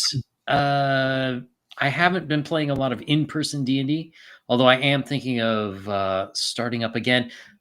On Twitter, I've been getting all sorts of people who want to make models for me. Cool. Excellent. Coming from questionable countries. Yes, okay. I get that a lot too. I've been Often getting very hot women in those countries. I don't know why they want to make my 3D models, but I don't think that's the modeling they're going to do for you. Yeah. There still may be spray paint involved. You never know. Oh, well, as long as I have that. Airbrush. A lot of but airbrushing. but down here in Florida, priming stuff, Yeah. like I have to watch the weather to see what it's going to be like, because warm weather is not the only component. I have to look at No. humidity, Yeah. because we can absolutely get orange peel down here if the weather is too hot and too dry, or too hot and too wet. If it's too hot and too dry, you'll get orange peel because the paint will literally dry midair on its way to the mini. If it's too wet, it will basically group up with the moisture in the air, and instead of having a fine even coating of paint particles, you'll have big blobs. Well, it gets so humid down there, you can take a painted mini outside and it'll turn back into liquid paint. Yeah, exactly. How to strip minis: leave them outside in Florida; it'll sweat off. But yeah, it is a real challenge doing any kind of compressed air painting. That's why I largely, and I don't think I can reach any conveniently, but I brush prime. Yeah. I just use a very, very thin wash of whatever color primer, black, white, gray, and I will just a single wash of that primer, and then I'll go full hand painting it. But I can't I cannot rely on a rattle can to not put a ton of pilling on the minis. Not that that's not solvable. You take a soft toothbrush and you brush the crumbs off, but at that point you're basically doing your job twice: priming, then scrubbing them clean, then retouching with any primer that you completely removed, and then priming again, and so on and etc. So now that is a good point. TXG points out priming with an airbrush. Yeah. That is definitely doable. I do have an airbrush rig around here. Yeah, so that is a whole element of the hobby I have not gotten into. I do also, on the topic of minis, want to advertise a later stream at 7:00 Eastern tonight. I'm going to be unboxing some minis from Paint Minis Live. Bill, you and I both know Bill. Yes. Another Bill. Yes. Minnesota Bill. I can't show you the minis that he sent because, of course, they're still in a box, but some of his previous work is just gorgeous. Absolutely amazing stuff. So there's going to be some things I'm unboxing tonight at 7. So if you're around, come back for that. Yeah. And check out Paint Minis Live channel as well. Also cool. Yes.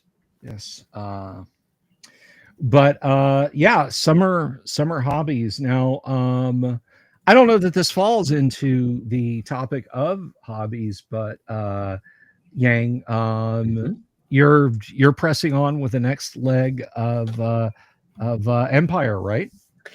I am. Hopefully in a couple of weeks we will have the pre-launch page done on Kickstarter. We are doing well, first of all, we're having Second Chance campaign because I screwed up the first one and didn't leave it open for people to buy after it was done. That's number one. Number two, the adventure modules were only available if you also bought the print version of the campaign book. I did not realize what an imposition this would be on people, especially Europeans and Australians at the time. Someone pointed out to me that the book I was selling for $65 would become like $130 by the time it got to their European country. And they said, well, it's not worth $130. And I said, fair. That is fair. So you will be able to buy the adventure modules separately. There is a little bit of a change. We are adding Fairy Hill will be a standalone, which you can win later on if you're paying attention. That's right. But it will be a standalone purchase in the campaign for VIP, i.e. early backers. And But there will still be 12 modules, so there will be a total of 13.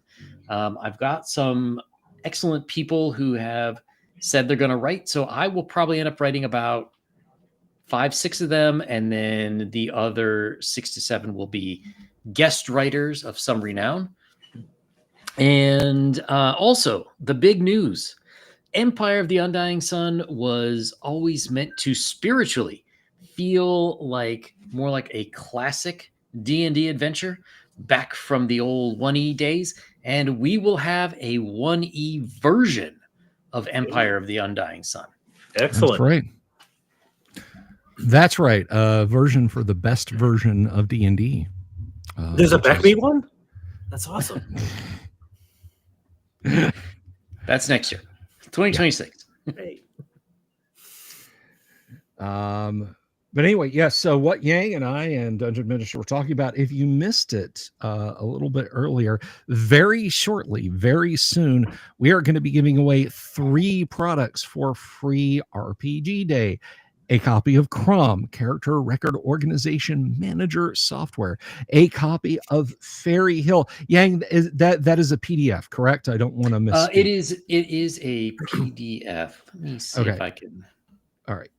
So while Yang's bringing that up, and Dungeon Minister, already forgotten the module, but is Saber River for another version of D&D that I guess he likes. No, I kid. Saber River for Beckme, and that is a crispy new wonderful POD copy of Saber River. So software and physical wear you guys get. Elvin Made In asks, Dungeonland UK, they do bring TTRPG books in big bundles. I have all the CNC books from there. Good. I'm so glad you have the CNC books. They are so wonderful to have, especially if your table's a little wobbly. You can just slip those right under that short leg and even them out. Maybe they will help distribute your books in the UK. Yay. Maybe talk to Emmy and see if you can get Interesting. Well, we are shipping for anybody who wants a print version. Perhaps in the future, we will be able to get that cost down by printing locally and then shipping from there. But for the moment, we will be shipping from the US. And for some reason, I cannot share this window.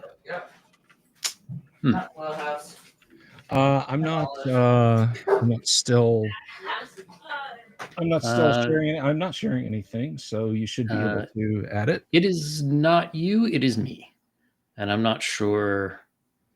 It's saying I can select it, but for some reason, it's just not bringing it up.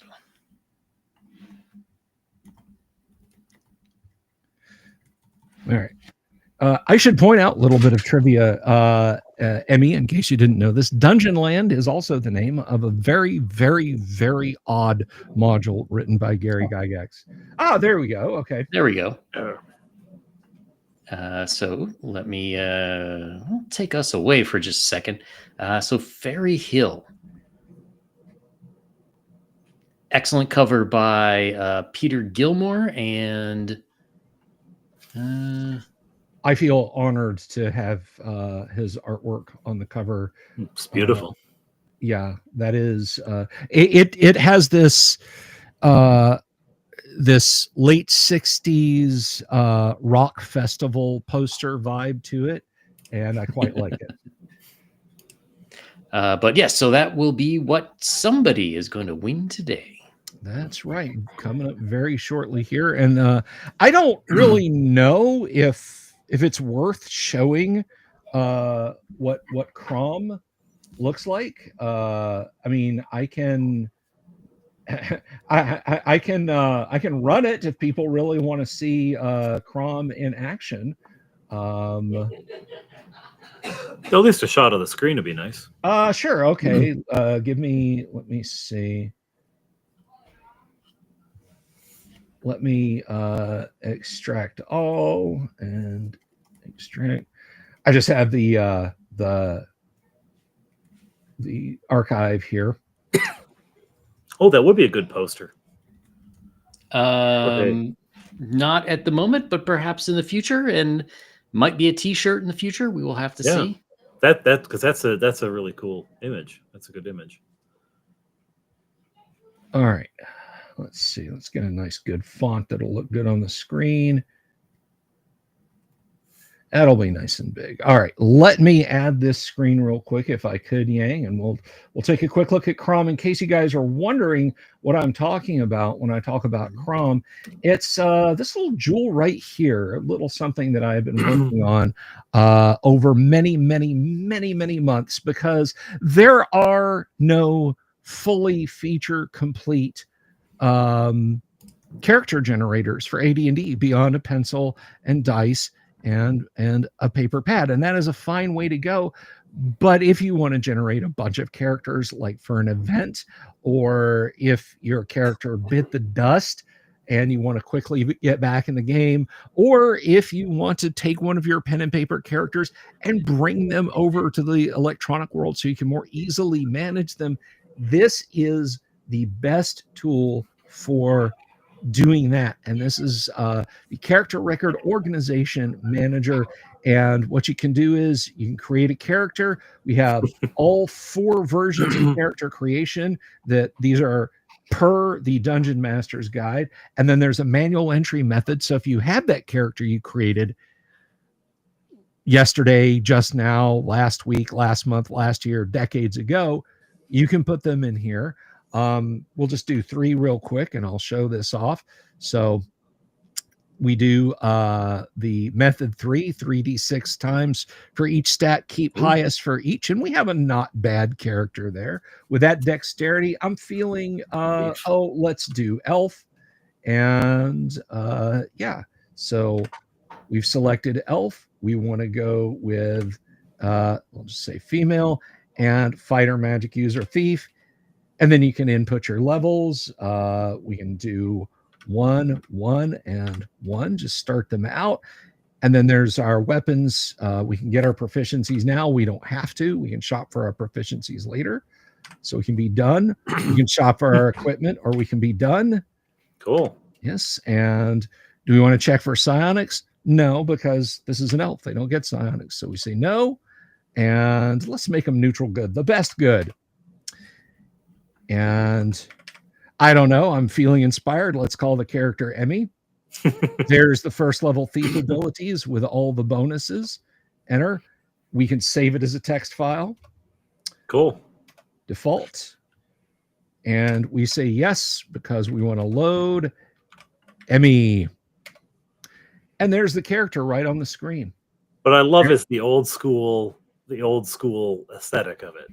Mm-hmm. Yes. I didn't want to get Brilliant. bogged down in a bunch of windows and menus. So I just said, let's just do text. So fighter, magic user, thief, 4 hit points to start. There's strength with all the bonuses, dexterity, etc. All the coins available, how much stuff they've got, movement, number of spells, thief abilities, and as you can see in the options, we can level up, add XP, drain levels if she smooched the things she wasn't supposed to smooch, change the stats, change the alignment, add or remove money, buy and sell gems and jewelry, get our weapons proficiencies that we didn't do, buy our equipment that we didn't do, add an age, save the character in a new format, or quit. It is truly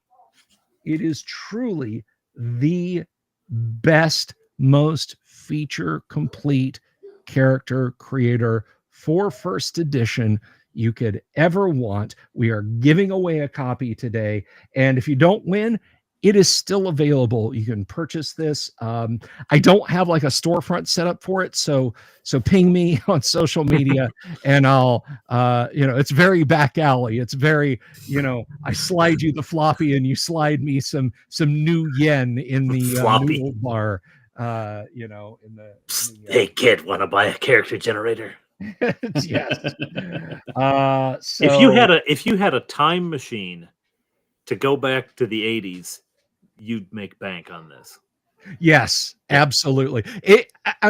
Compiled, the whole thing is 8 megabytes, so this would be on like 80 floppies for the Commodore 64. This would fill up. This would fill up the entirety of a hard drive for an IBM XT computer back in the day. But also back in the day, I would have been writing this in Pascal or assembly language, so it would probably end up being much smaller. But yeah, so there it is, and we've got a copy to give away today, and or you can buy it. Christopher Snyder, what size floppy? I'm thinking the Commodore 64 170 kilobyte single-sided 1541 floppies. I looked at those things, Orbital Air, but honestly, I just hit a point where I was like, I just want this out here, and I don't want to add. I don't want to add any more code to this. It's like every time I'd go in and change stuff, it would break, and I was just like, "It's working now. It's working now." It's brilliant that it's not just text; that it's white text on a black background.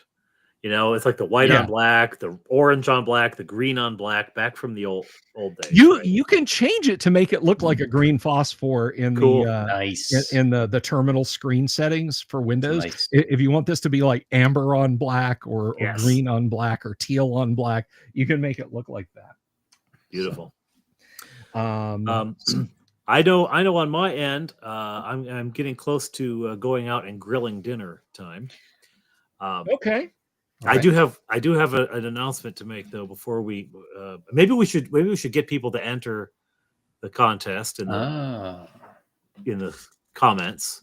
Okay. Choose a keyword that they put in there if they want to win something, and then while they're doing so, I can drop my news.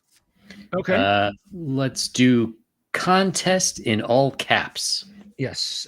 So type contest in all caps. We will count the number of folks. We will roll a die, and we will see who gets it. So the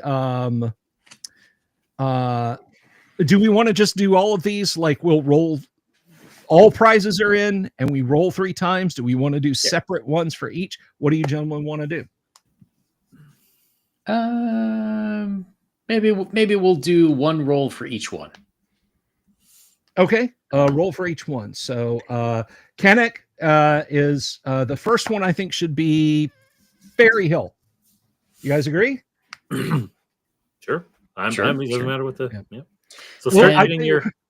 Yeah. While people are putting it in, Dungeon Minister, tell us your plans to rule the world of Canadian conventions. Well, first you have to take over the Canadian Army. So I got a couple guys. We're going to do that tomorrow. But no, what I want to announce is that Claricon is, and I've just shared that up there.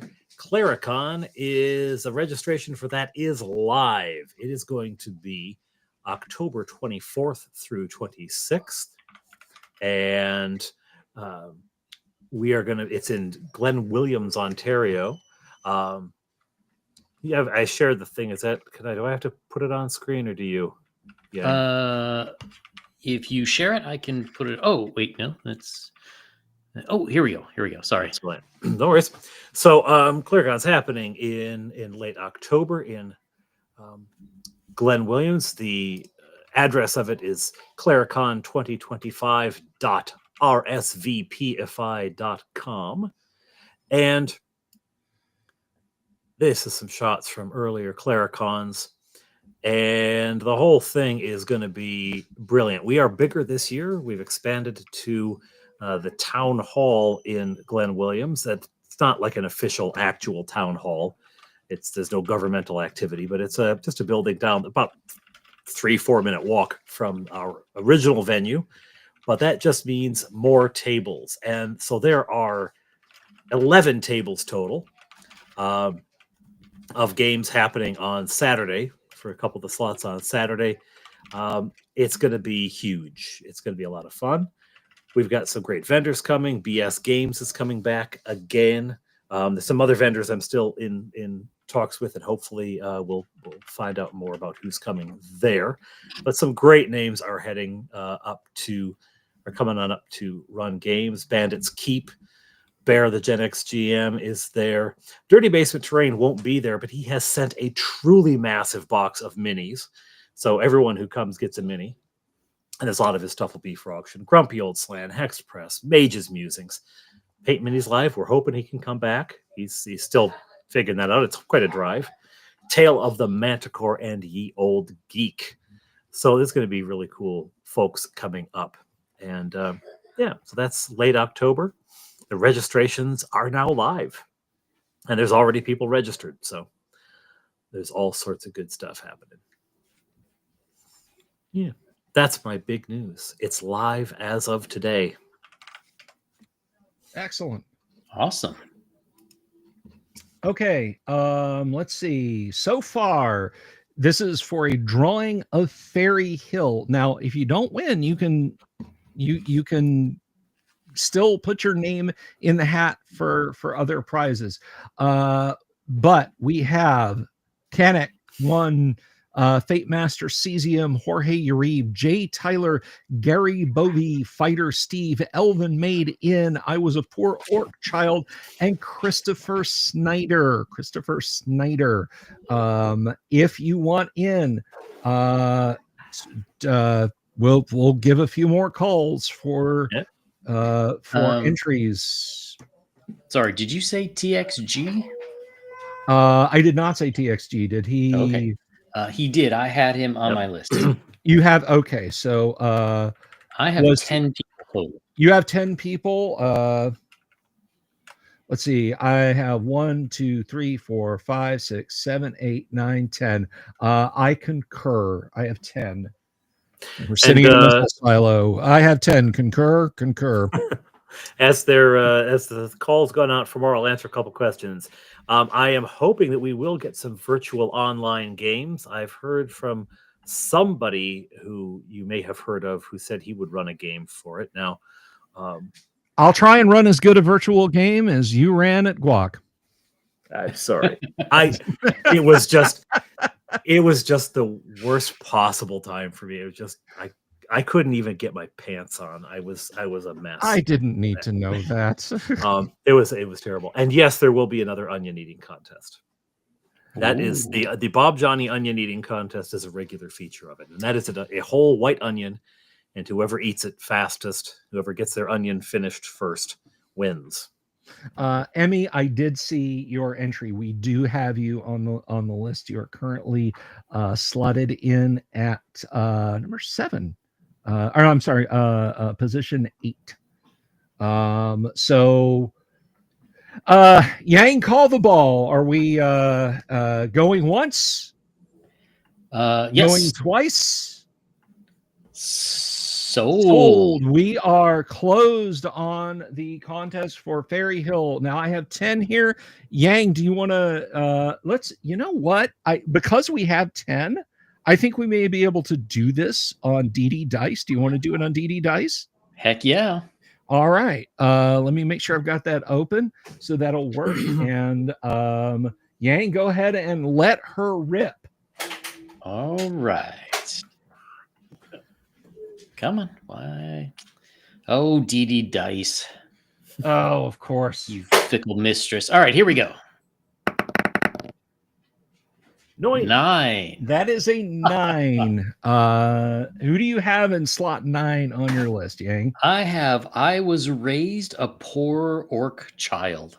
There you go. Congratulations, poor orc child. You are a winner of Fairy Hill, a module I put a lot of work into, and I am very, very proud of. I think it has been graced with some absolutely beautiful art, some wonderfully dark fairy tale storytelling in it, and some excellent mapping by arguably the most patient cartographer in the world, Yang. Okay. All right. So that was Fairy Hill. Now, let's see. I'm going to bonk you off the list. Bonk. The code word for now, if you were in the last contest, actually, you know what? I'm just going to reset the list. Because that could get super confusing. Okay. The code word for Crom is EMI, EMI. If you want in on the contest, type caps lock EMI in the list, and I will get your name for a copy of Crom, the Character Record Organization Manager. So, gentlemen, start your keyboards. If you were in the last contest, it does not follow that you will be included in the next contest. So please, if you want a shot at Crom, you got to type it. All right. So, all right. Fate Master Cesium, I got you. That is one. Oh, wow. So I was like bunching at once. Yeah. So Elvin made TXG. Elvin made did twice. yeah. Gary Bovey, Gary and Fighter Steve. Steve. Do you fight Steves or all right, so far we have Fate Master Cesium, Emmy, TXG, Gary Bovey, and Fighter Steve are entered for Crom. I've never prayed to you before. I have no tongue for it. All right, Jorge.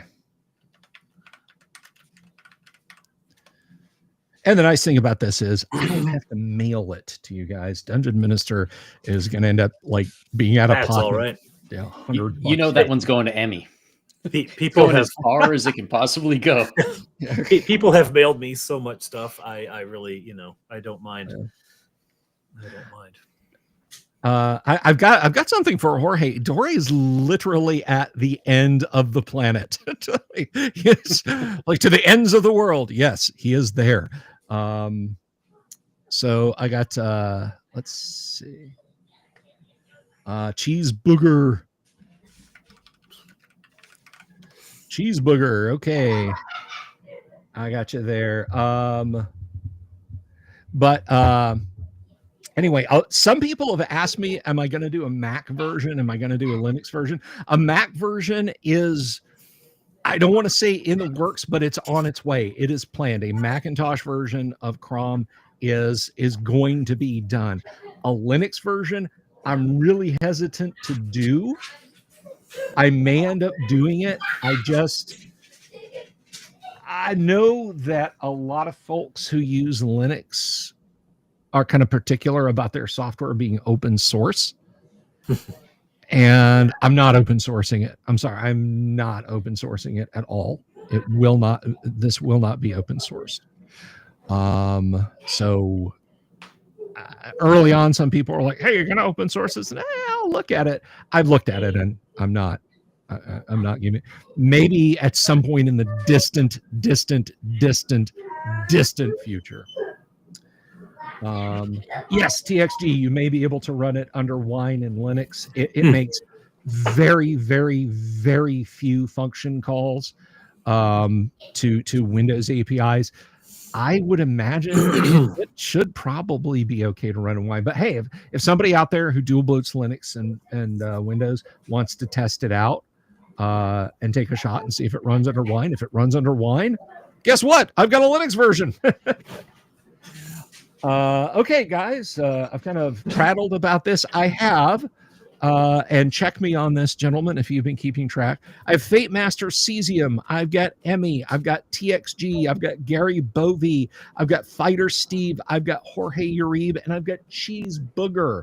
If you did not hear your name called and you want a copy of the Crom, the Character Record Organization Manager software, then please give me a capital EMI in the description. It is compiled Python Orbital. It is compiled Python. It is a run once exe. Am I going to play around with cleaning up the API version so it's menu driven? No. What you see is what you've got. That is the UI that I want it to have. That is the way I want it to look. Text prompts. But yeah, you could use VirtualBox also. You could do a little Windows install in VirtualBox. And despite what it looks like, it is not a DOS program. It will not run in DOSBox or DOSBox X. I promise you that. It is a Windows thing. All right. I'm not seeing anyone else. Now, what I'm going to have to do for the die roll is I'm going to have to do this in a die roller from my Discord, because this is I've got 7 people. You could just roll an 8 and drop, and if you get an 8, you re-roll. I can, but it's unbalanced. Orbital Layer, what if I make an open source clone? You're free to do whatever you want. If you think you can write a piece of software that does everything this does, and you can clean room it without looking at my code, you're welcome to. I'm not saying that I'm the only game in town and I'm the only person who's allowed to do it. I'm just not going to give away my source code. Alrighty, going once, going twice. Hey, Grumpy Old Slan, do you want to win a copy of the CROM, the Character Record Online Organization Manager for First Edition Advanced Characters? The software I have written.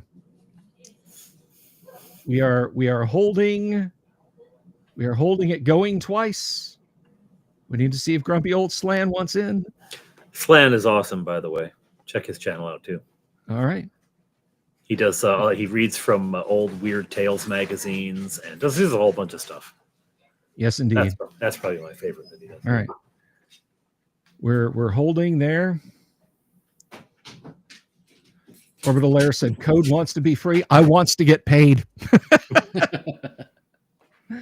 I wants to make money from the fruit of my labors."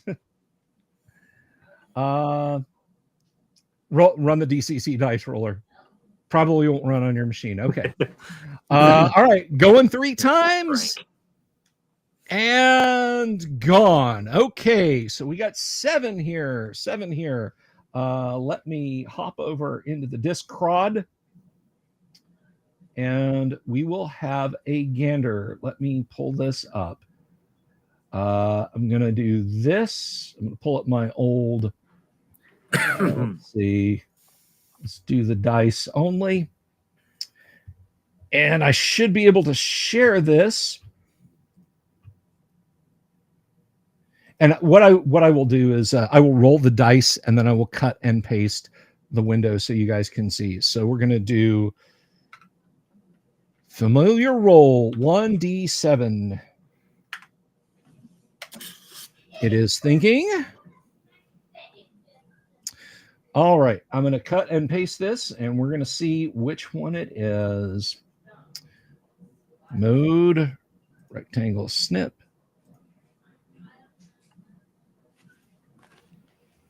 All right, so it is cut, and let me see if I can share this with you guys after I call it out. So that was 4, 1, 2.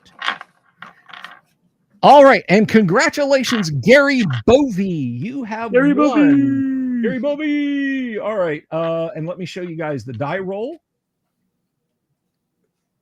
And Yang, if you could put that up on Still Store. There you go, Gary Bovey. Rolled a 4, and you were the 4th down the list. So congratulations, Gary Bovey. Send me your email address. I will send you a copy of CROM 1.5G. So there you go, my friend. CROM. Congratulations. Gary Bovey. I will make a note here. CROM winner. Sorry, and I was raised a poor orc child. Send me some sort of contact place to send you Fairy Hill. If I don't hear from you in the stream, send it to me over on Twitter. All right, so that leaves us with a single drawing. So Dungeon Minister can get to his barbecuing. We're just going to jump right over into that. I'm going to say that if you are interested in winning a copy of Saber River, go ahead and put Father in all caps. father is the code word. Father. And for the winner of that, obviously, I will need an address because it's a Yes, thing. indeed. It's not a file. And by the way, again, I mentioned this earlier. If you're out in the audience, and you didn't hear me mention this earlier, we have a brand new build of Chrome that addresses some quality of life issues. If you haven't seen that link lately messaged to you, oh my God, okay, then email me. Let's see. So I got Canic, Femcesium, I got TXG,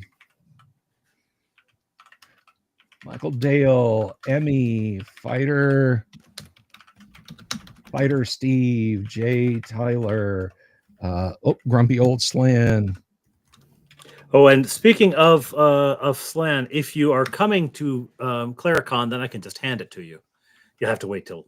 There you go, convenient. Christmas cards as well. I don't even send Christmas cards to my mother, Kanik. I don't think I could do that. Poor Orc Child says, not on Twitter, but I'm in on your campaign. Yang, I don't know if you saw that. Oh, okay. Then send me a message on Kickstarter and I will send it to you. 1, 2, 3, 4, 5, 6, 7, 8, 9. It is I got free 9. RPG Day goodness. Let me do a confirm with you there, Padre. 1, 2, 3, 4, 5, 6, 7, 8. I'm seeing 8. Let me scroll back down. Jay Tyler, Slan, Steve, Emmy, Dale, TXG, Snyder, Fate Master, Kanik. Okay, I missed Snyder.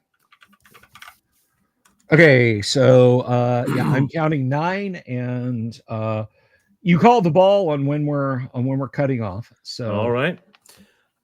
I think everyone's pretty much on there. We'll give it a couple more because of the lag in the chat. So yes, Father in the hey, there's Jorge as well. All right, Jorge Reed. Okay.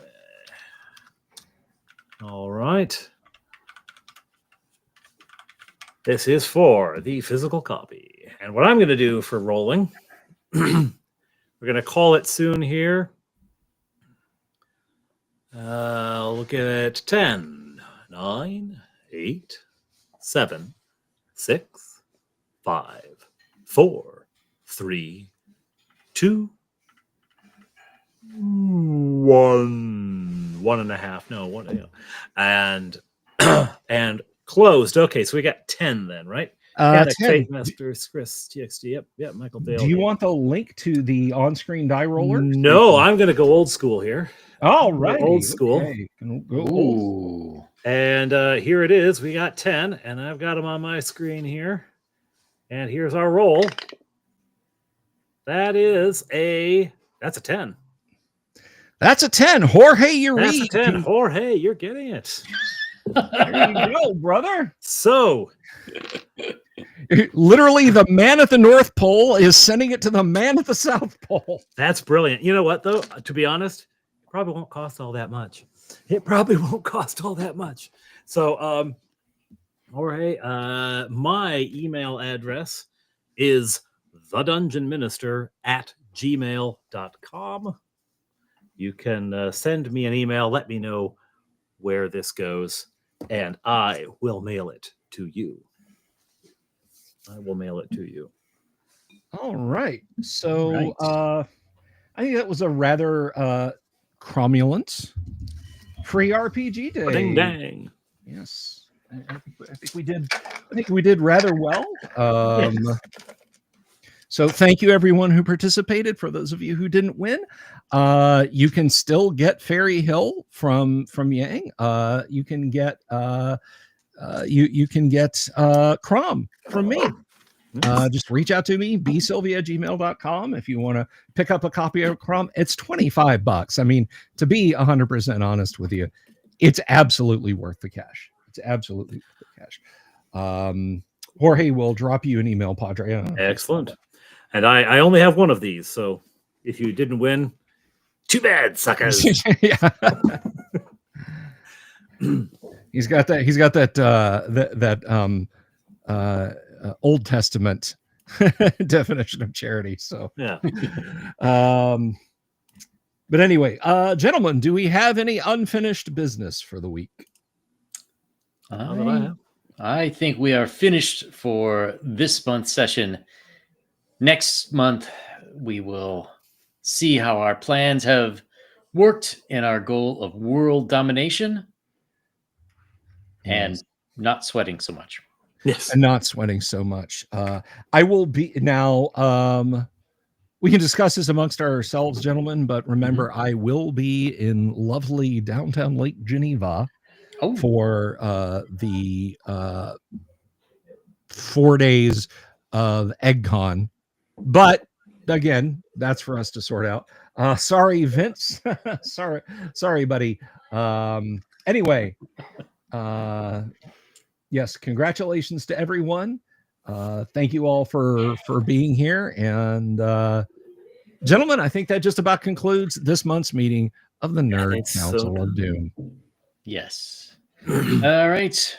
Good evening, everyone. And remember, please subscribe to @the Nerd Council of Doom over on YouTube.